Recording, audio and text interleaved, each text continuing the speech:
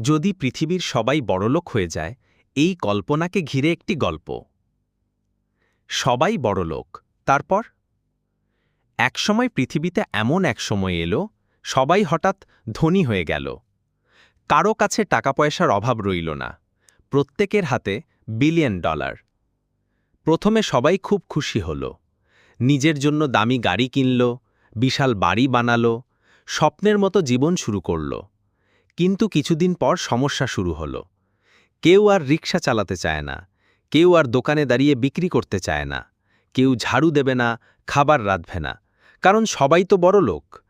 Restaurant বন্ধ হয়ে গেল, ফার্মেসি বন্ধ, হাসপাতালেও কেউ কাজ করতে চায় না। সবাই শুধু নিজের বিলাসী জীবন নিয়ে ব্যস্ত। কিন্তু খাবার কে তৈরি করবে? পানির লাইন কে ঠিক করবে?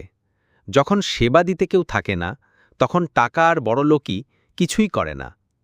দেখতে দেখতে শহর নষ্ট হয়ে গেল, ময়লা জমে গেল, খাবার পচে গেল।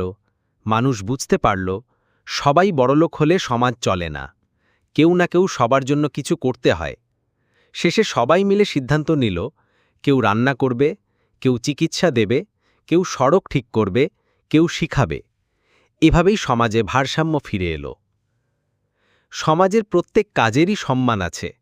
কেউ যদি কেবল ধনী হতেই চায়, তাহলে সমাজ অচল হয়ে যাবে। মানুষের প্রয়োজন শুধু টাকা নয়, বরং পরস্পরের সেবা ও সহযোগিতা।